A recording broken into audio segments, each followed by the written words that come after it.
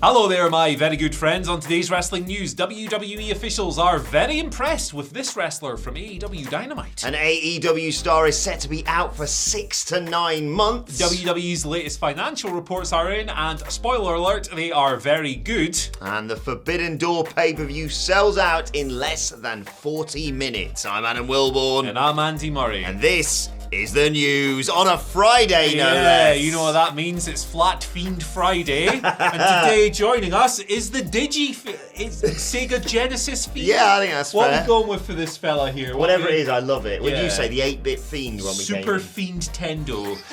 Thank you very much to our friend Benjamin Rosa who sent us this in. It's absolutely sensational.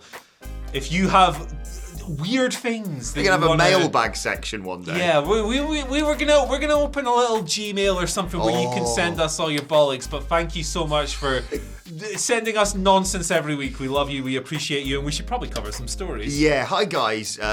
Just one of the IT guys at WhatCulture here. Our entire servers are filled up with crocodile and fiend stuff. Do you know anything about this? No, I don't know. This one is a crocodile and a fiend. What's going on? Right, let's do the news and then get to the fun stuff. Yeah, eh? get out of the way. Matt Men Pro Wrestling Podcast, Andrew Zarian, he's been on. Yeah. I say he's been on, he's done a podcast and he's produced a report. That's what he does, it's his job. Talking about a person who appeared on this week's episode of AEW Dynamite that WWE officials are suddenly very high on. That man is the former Big Cass. I'm talking about... Oh, is that who that was? W. Morrissey, yeah, didn't recognise him. I guarantee WWE don't know who that is. Did he used to work for us? Yeah, like 4 years ago or something. Yeah. Like, what's going on? But yes, he was on Dynamite, of course. He was brought in as kind of like the latest hurdle for Wardlow to get over as part of his storyline with MJF. He was beaten by Wardlow about 5 or 6 minutes. One powerbomb. He's been working for Impact, of course, since like April or May 2021. It's a while now, and he's signed there. He's got a contract, all of that stuff. But WWE officials apparently watched this guy who they used to employ, the former Big Cass, and went, he's really good. So here's what Andrew Zarian said. He didn't outright state that WWE are going to re-sign him or anything, but people within the company are definitely impressed by what they saw from him. One text message that Andrew received as Morrissey was making his entrance was literally, "Did you see this effing guy?" So obviously they were kind of blown away, it sounds like.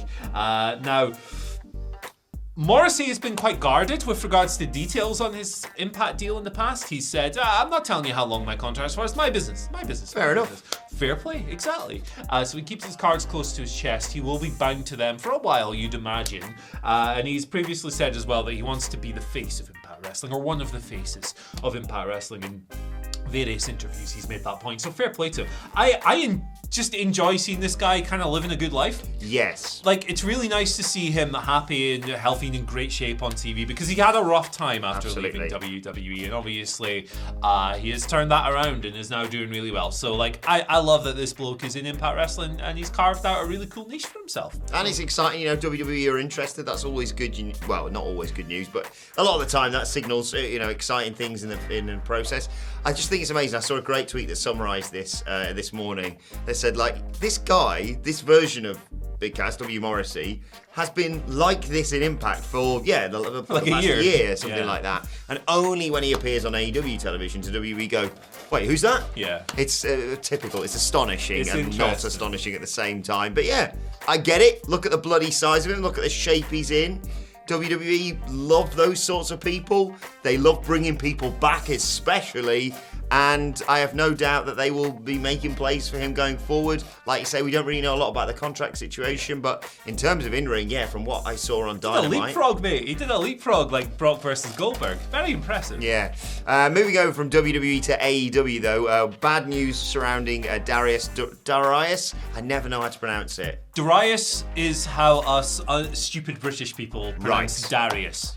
Yes. Yeah. Well, him... Dante Martin's brother, unfortunately, you may have already known about this injury occurring, but maybe not the length or the reasoning behind it, I should say. So it was a few weeks back or a month or so ago? Yeah, a couple of weeks ago. Yeah, he tweeted that he'd suffered an injury. I think he said it was non-wrestling related, but there was no other specifics given. On the Universe Wrestling podcast, Malachi Black has revealed it was a, quote, really nasty car accident that Martin had suffered, and as a result, he is going to be out for up to 6 to 9 months, which is so devastating.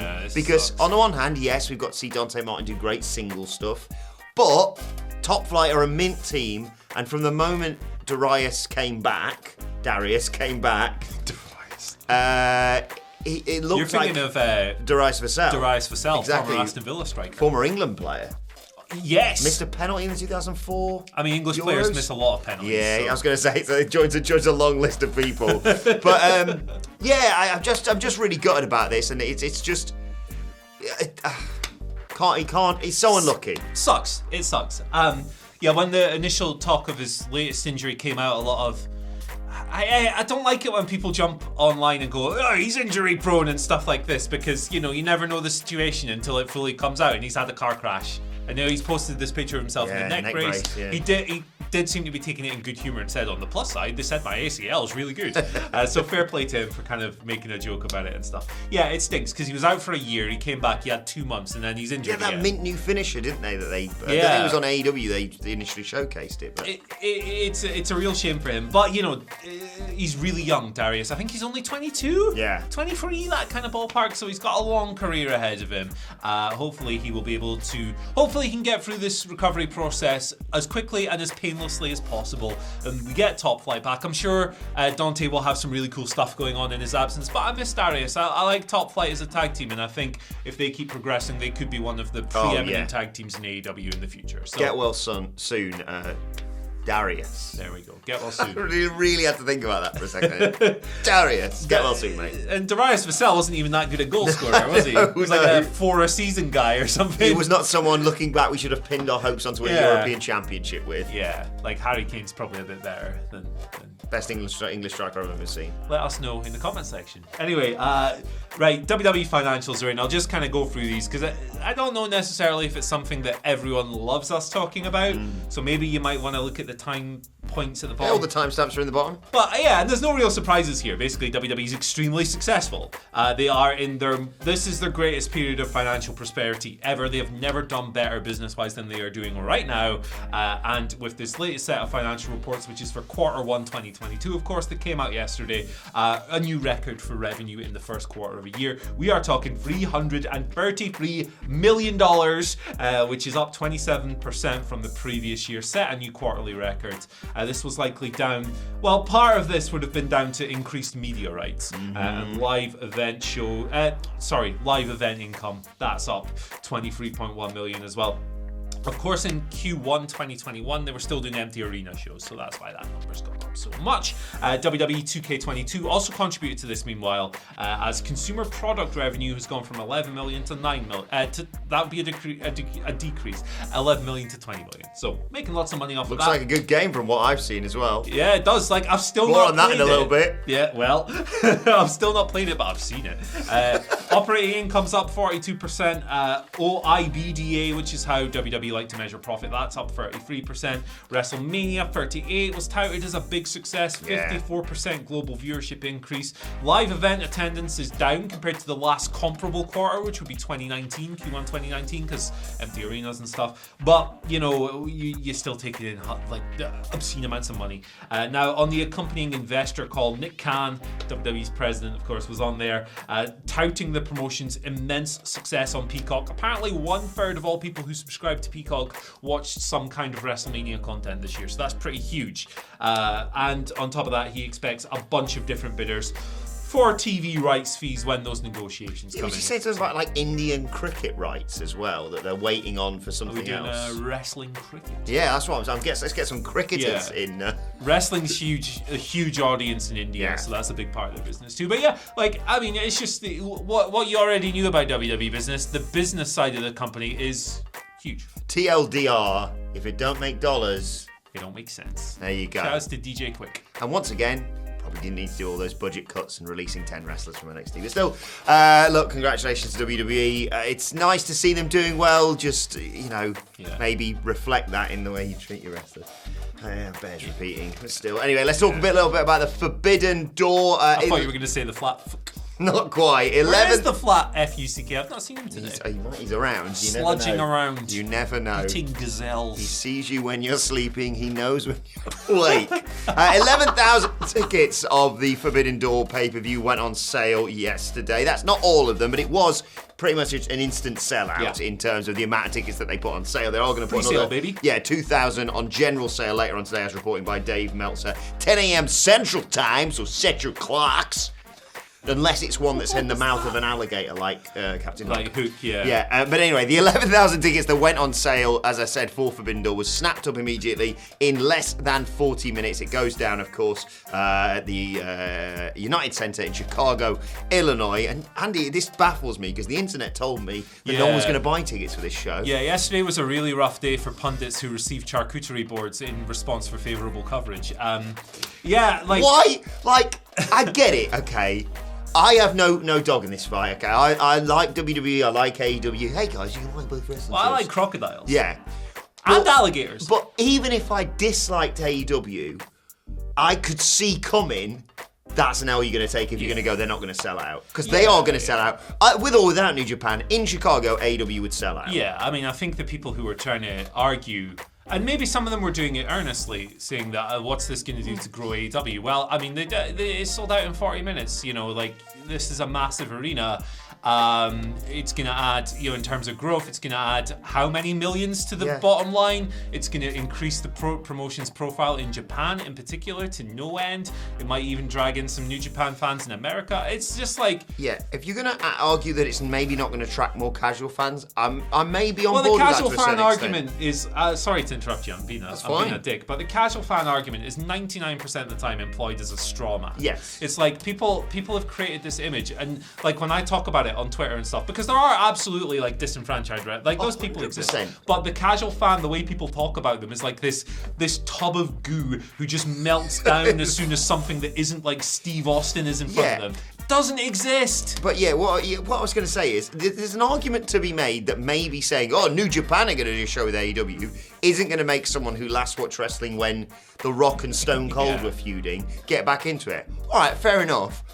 But putting New Japan and AEW together on a show in Chicago, it's going to sell out regardless. Even if it's just the core audience of AEW anyway, well, that's enough to sell out shows elsewhere. Yeah. Like madness to take that L. 100%. But yes, congratulations to AEW, and if you've got tickets, congratulations to you. It looks like it's going to be, there's nothing announced, but I'm sure in my head of fantasy booking, regardless, it's going to be a mint show. Yeah, for sure. And there we go. We've just done 2 big business successes back to back. Yes. We don't usually cover business stuff, but when something does really well, we do. Speaking of this business, talking about pay-per-views and premium live events, we'll be doing our WrestleMania Backlash stream on Sunday, so you're joining myself and Phil Chambers for that one. There you go.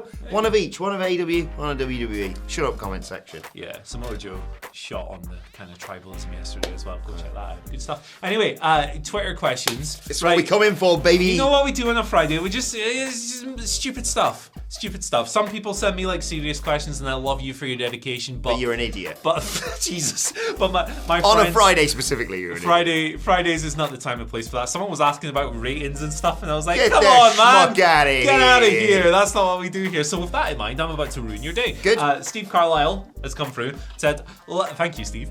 Like last week, can Adam Wilborn do this segment in an Aussie accent for all of your Aussie viewers? Bloody Ken, I'll do the bloody entire news in an Aussie accent if required. Oh, what's that? We've lost all our Aussie viewership. See you later. Throw another shrimp on the barbie. Shouts to Edward Shiraz hands, of course. Oh, bollocks. He's going to join us on Sunday. Keep it up. Oh, sorry. Oh, bloody hell. He's going to bloody join us on Sunday and say, will you call it an Aussie accent? Get yourself down to bloody Canberra. Do you think the Fiend would break character like that? Right, Steve's got a couple of questions he would like you to answer. Oh, okay. In your accent.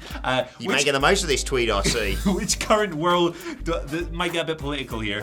Which current world leader would win a Leaders Royal Rumble, and would it be Scott Morrison? He's the Aussie Prime Minister, right? I'll tell you who's going to win it. The New Zealand Sheila.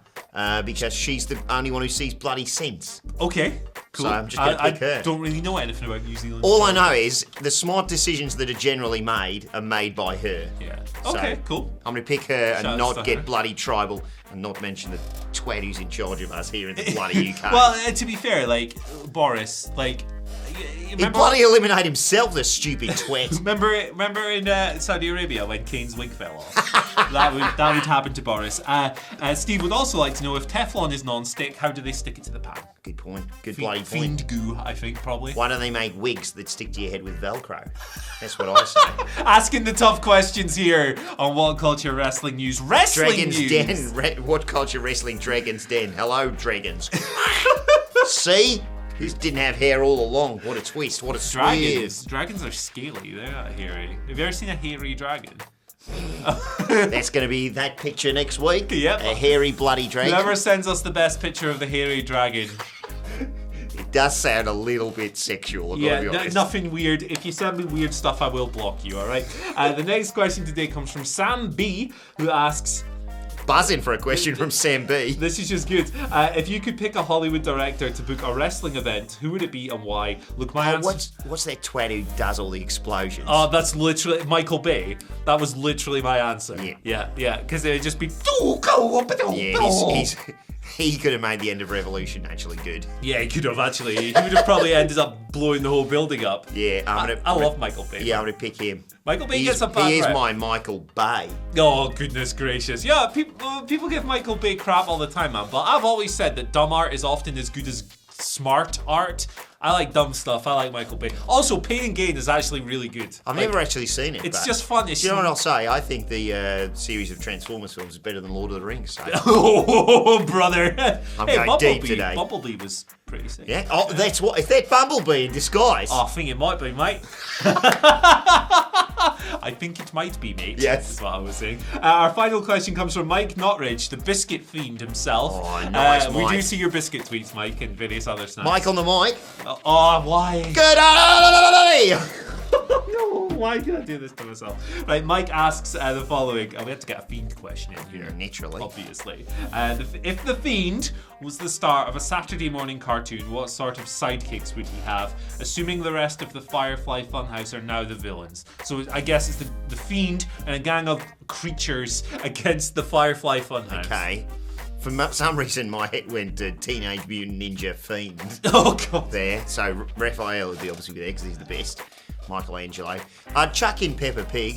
I'm sure she messes a few dudes up. Percy Pig. Percy Pig. That's not people's diets mostly because he's sugar. And Cliff and the Big Red Prick. That's what I'm going with. Fiend, Raphael from Teenage Mutant Ninja Turtles, Peppa Pig, Clifford the Big Red Twat. Clifford the Bastard. I think a Fiend would be a good fit with the Teletubbies for me. You imagine that? Like they're all going, uh-oh, and then you go up to the sun. Oh, sorry. Let's get my bloody Charlotte Flair impression in there. I'd love to see what comes on the Fiend's tummy. Oh my God forbid. Sister Abigail, probably. The pumpkin demon, he'd be on there. This is crazy. Right, let us know. Speaking of bloody crazy. Oh, no, and finally, I almost forgot. This came to us, right, from our friend Justin Clark, who emailed this to me earlier in the week. If you want to email me stuff, by the way, that's the best way. That's how I'm going to see stuff, because Twitter's chaos. Flat.fu. No. Flat. My email address is in my Twitter bio. So if you guarantee I'll see it, you can send it there. Don't send me too weird stuff though, because I will block your ass. But no, Justin Clark came through. So last week, thank you, Justin, we requested that somebody make, based on one of our great Twitter questions, in WWE 2K22, the Butcher of AEW versus Pat Butcher versus Fred the Butcher from Coronation Street. Am I allowed to come out of my accent for just 1 second? Yeah, go on. I say, Ashley. And Justin's actually done it. So, like, we'll show you some footage here, right? Just look at how stupid this. One of the best things about these games when they're good is just making demented pish, and that's what's happened here.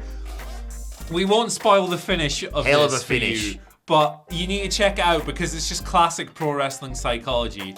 Great heel work from Pat Butcher. Fantastic finish. I will tweet this video out before our video here goes live, so you can see it on my Twitter feed as well. Where can people find you on Twitter anyway? Well, that's a nice way to wrap up, isn't it? You can find me on Twitter at Andy H. Murray. The H, as always, stands for Happy Friday, losers. You can follow me on Twitter at Adam Wilmore and send me your Aussie abuse. You can follow us all at WhatCulture WWE. And make sure you subscribe to WhatCulture Wrestling. Like, share, subscribe to this video, all that bollocks. Righteous things in the comments and all that. Subscribe to WhatCulture Wrestling, wherever you get your bloody podcast from. For daily wrestling podcasts, we're going to be previewing SmackDown. Going to be previewing This is Rampage, baby.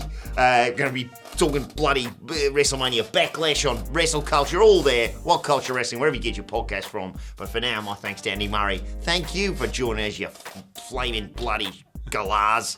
And we will see you soon.